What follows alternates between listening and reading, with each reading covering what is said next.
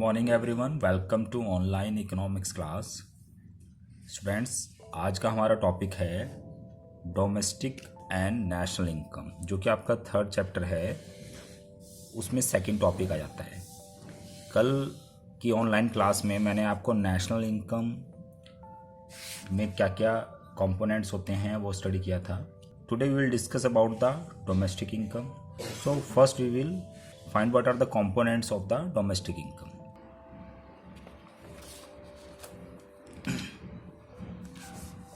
So the domestic income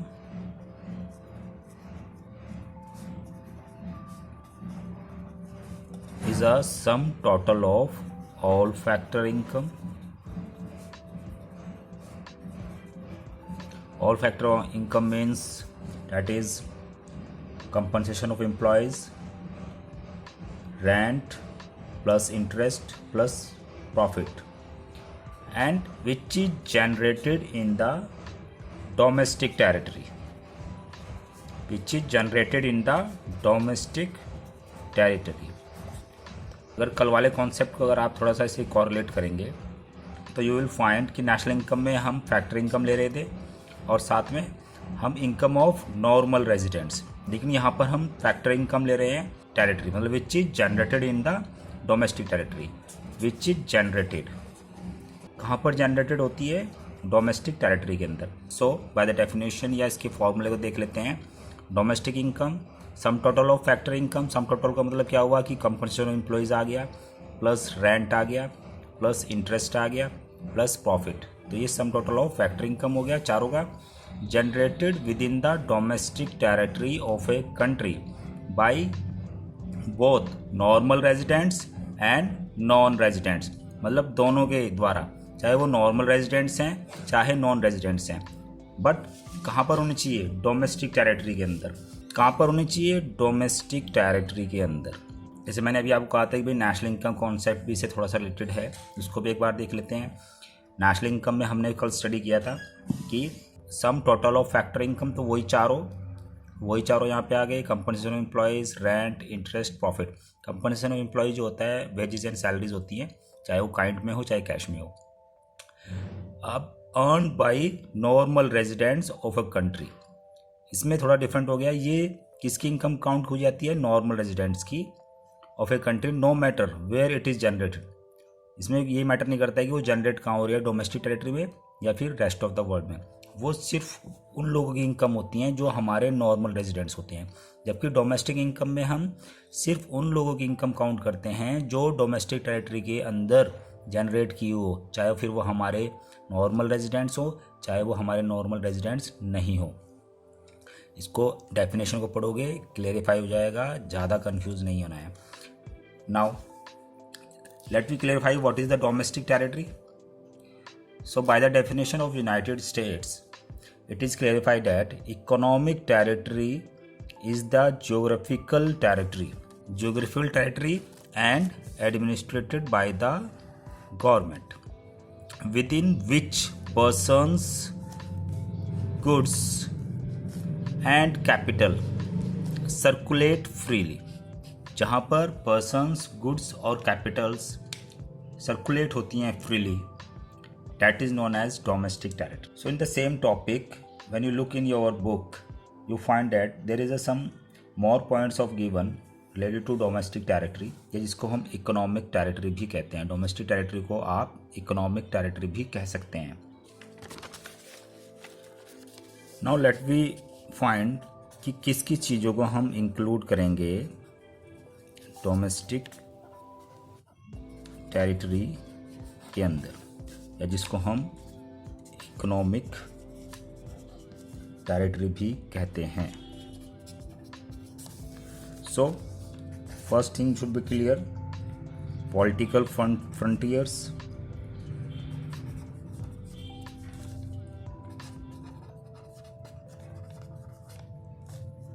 चाहे वो water से रिलेटेड हो, मतलब जहाँ पर पॉलिटिकल रूल चलता हो। नंबर 2, हमारे शिप्स हैं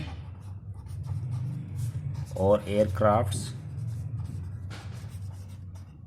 that's also consider domestic territory. ठीक है। चाहे वो शिप्स हैं मूविंग हो रहे हैं रेस्ट ऑफ द वर्ल्ड, जैसे जापान है, कोरिया है, तो पैसेंजर्स जा रहे हैं by the air India plan England, Canada, USA, तो उस शिप्स और एयरक्राफ्ट को हम डोमेस्टिक टेरिटरी में ही काउंट करते हैं। फिर आपके फिशिंग वेसल्स होते हैं और आपके नेचुरल गैस प्लेटफॉर्म्स होते हैं जो कि ऑन वाटर रहते हैं। ये दोनों कहाँ रहते हैं? On water. तो वो वाटर वाली टेरिटरी भी डोमेस्टिक टेरिटरी में ही काउंट होगी। नाउ एम्बेसीज किसकी? इंडिया की embassies rest of the world, पूरे वर्ल्ड में जिस भी कंट्री के अंदर हमारी एम्बेसीज हैं, that is count on the domestic territory. And military base, military establishment कह सकते हैं इनको, इंडियन आर्मी का establishment, military establishment. Rest of the world कहीं पर भी होगा तो वो भी, क्योंकि उसमें हमारी पॉलिटिकल रूल ही चलेंगे, तो that is also count on the domestic territory, या फिर इसको इकोनॉमिक टेरिटरी भी कह सकते हैं। So these are the point that should be considered. Now we come to the next topic, that is conversion of domestic income into national income. आप domestic income से national income भी find कर सकते हो और नेशनल इनकम से domestic income भी find कर सकते हैं। अब उसके लिए क्या चीज़ें या क्या कंपोनेंट हमारे पास होना चाहिए, क्या तरीका है? बिकॉज अब हम दोनों कॉन्सेप्ट को पढ़ रहे हैं, डोमेस्टिक इनकम और नेशनल इनकम, तो दोनों में एक चीज़ क्लियर है कि डोमेस्टिक इनकम और नेशनल इनकम के अंदर sum total of factor income ही होता है। भाई डोमेस्टिक इनकम में तो वो डोमेस्टिक टेरिटरी के अंदर होना चाहिए और नेशनल इनकम में वो नॉर्मल रेजिडेंट्स का होना चाहिए। कहीं ना कहीं कुछ चीज़ें दोनों में कॉमन है। बाकी what is the formula to find national income from the domestic income? So here is formula is national income equals to domestic income plus NFIA. So what is NFIA? NFIA is a net factor income from abroad. Net factor income from abroad. So national income जब find कर रहे हैं और हमारे पास given है domestic income, सो हम उसमें NFIA अगर ऐड कर देते हैं डोमेस्टिक इनकम में तो वो नेशनल इनकम बन जाती है। अब NFIA होता क्या है? देखो NFIA क्या कहलाता है कि net factor income from abroad. अब क्या है कि कोई भी डोमेस्टिक टेरिटरी है उसमें बाहर के लोग, या हम कह सकते हैं नॉन रेजिडेंट्स, अगर कुछ इकोनॉमिक एक्टिविटीज़ कर रहे हैं, और साथ में ऐसे ही हमारे देश के लोग भी बाहर जाकर इकोनॉमिक एक्टिविटीज़ कर रहे हैं या अपनी सर्विस रेंडरिंग कर रहे हैं, अपनी सर्विस प्रोवाइड कर रहे हैं, तो रेस्ट ऑफ द वर्ल्ड के जो पर्सन्स हैं नॉन रेजिडेंट्स वो हमारे यहाँ से इनकम अर्न करके ले जाते हैं, और सेम तरीके से इंडियंस जो हैं वो रेस्ट ऑफ द वर्ल्ड से इनकम अर्न करके अपने कंट्री में लाते हैं। सो जब हम फैक्टर इनकम फ्रॉम अब्रॉड, मतलब हमारे लोग जो बाहर से ला रहे हैं, हमारे लोग बाई आवर रेजिडेंट्स, जो फैक्टर इनकम अर्न की जा रही है रेस्ट ऑफ द वर्ल्ड से, उसमें से फैक्टर इनकम टू अब्रॉड जो हमारे यहाँ नॉन रेजिडेंट्स हैं इंडिया के अंदर और वो यहाँ से हमारी डोमेस्टिक टेरिटरी में से इनकम ले जा रहे हैं, उन दोनों का जो डिफरेंस होता है that is known as NFIA। So NFI equals to factor income from abroad. आपको ये फॉर्मूला याद रखना है, factor income from abroad minus factor income to abroad. तो फ्रॉम अब्रॉड मतलब जो हमारे पास आ रहा है रेस्ट ऑफ द वर्ल्ड से, जो हमारे लोग गए हुए हैं एज ए फैक्टर सर्विस के रूप में, और जो हमारे यहाँ से जा रहा है factor income to abroad rest of the world में, तो उन दोनों का डिफरेंस है, that is known as NFIA। तो नेशनल इनकम अगर फाइंड करनी हो, डोमेस्टिक इनकम दी हो, तो फॉर्मूला बनेगा domestic income plus NFIA। Now same फॉर्मूले को कन्वर्ट कर सकते हैं। डोमेस्टिक इनकम अगर मैं इधर रखूँ तो NFIA नेशनल इनकम में से माइनस हो सकता है, तो for converting national income into domestic income we use, यही फॉर्मूला है सेम, हम यहाँ पे लिखेंगे domestic income equals to national income minus NFIA। So ये आपका हो गया conversion of domestic income into national income, या फिर कह सकते हैं conversion of national income into domestic income.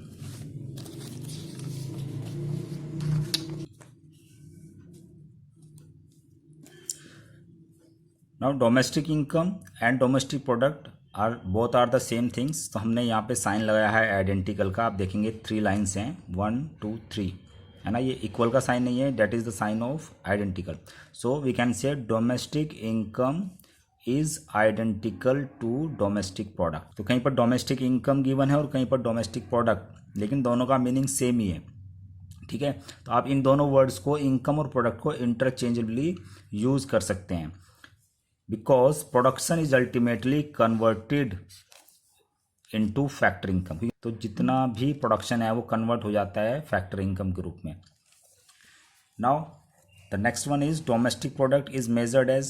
Domestic product को कैसे कैसे मेजर्स कर सकते हैं? तो डोमेस्टिक प्रोडक्ट दो तरीके से मेजर होते हैं. One is GDP, that is gross domestic product, and another is NDP, that is net domestic product. तो हम ये दोनों तरीके हैं डोमेस्टिक प्रोडक्ट फाइंड करने के. अब ये सेम कॉन्सेप्ट जो मैंने आपको पहले बताया हुआ है कि जीडीपी ग्रोस से नेट में जब जाते हैं तो वहाँ पर हम डेप्रिसिएशन माइनस कर देते हैं. मतलब अगर हमारे पास ग्रोस गिवन है और हमें नेट में कन्वर्ट करना है तो डेप्रिसिएशन उसमें से माइनस करना पड़ेगा. और अगर नेट में से ग्रॉस में जा रहे हैं तो हमें डेप्रिसिएशन प्लस करना पड़ेगा. इसको ऐसे भी समझ लेंगे कि NDP is a small concept और gross domestic product is a large concept. तो ग्रॉस बड़ा होता है और नेट छोटा होता है. तो छोटे से जब बड़े में जाते हैं तो प्लस करते हैं किसी चीज़ को, और बड़े को जब छोटा करना होता है तो उसमें से माइनस करते हैं. तो वर्ड वही रहेगा, जब ग्रॉस से नेट में जा रहे हैं तो डेप्रिसिएशन की वजह से जाएंगे.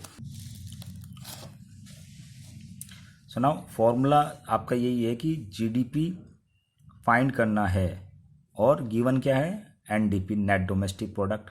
तो net domestic product is a small concept. तो हमने कहा कि स्मॉल से जब लार्ज में या बिग में जाएंगे तो ऐड करेंगे. क्या ऐड करेंगे? डेप्रिसिएशन. वो हमें ध्यान रखना है, ग्रोथ से नेट पे जाए या नेट से ग्रोथ में जाए, डेप्रिसिएशन का डिफरेंस या डेप्रिसिएशन ऐड ही करना होता है. नाउ जीडीपी गिवन है और फाइंड क्या करना है? एनडीपी. तो GDP is a large concept और एनडीपी जो है स्मॉल कॉन्सेप्ट है. तो बड़े से छोटे पे जाएंगे तो माइनस कर देंगे डेप्रिसिएशन.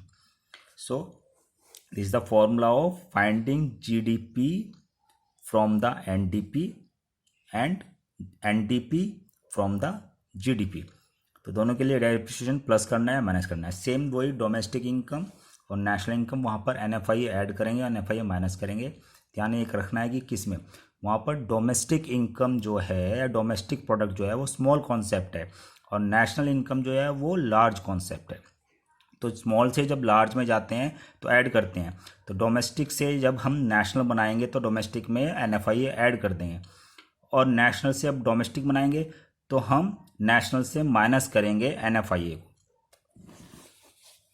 लाइकवाइज इसमें कुछ और चीज़ें हैं. अगर जीएनपी ये हो गया आपका ग्रॉस नेशनल प्रोडक्ट, है ना, और हम ये फाइंड कर रहे हैं by the net national product. किससे? Net national product. तो आप लास्ट के दो एब्रिविएशन देखेंगे सेम है. एनपी, एनपी नेट से क्या बन रहा है? ग्रॉस. मतलब जो इधर होता है ना वो गिवन होता है और ये हम फाइंड कर रहे होते हैं. तो नेट से क्या बना रहे हैं? ग्रॉस बना रहे हैं. तो नेट से जब ग्रॉस बनाएंगे तो स्मॉल से बिग पे जाएंगे तो डेप्रिसिएशन हमने प्लस कर दिया. यहाँ पर भी आप देखेंगे net national product, gross national product. तो एनपी नेशनल प्रोडक्ट दोनों में सेम है. कन्वर्ट क्या हो रहा है? जी का कन्वर्जन हो रहा है एन में, मतलब ग्रॉस का हो रहा है नेट में. ग्रॉस बड़ा है, नेट छोटा है. तो इसमें से क्या करेंगे? बड़े को जब छोटे में कन्वर्ट कर रहे हैं तो माइनस कर देंगे depreciation. So students, learn these formulas and write in your notes. ये प्रॉपर आप राइट कीजिए और इसको लर्न कीजिए अच्छे से. That's all for today students. Thank you. Have a nice day.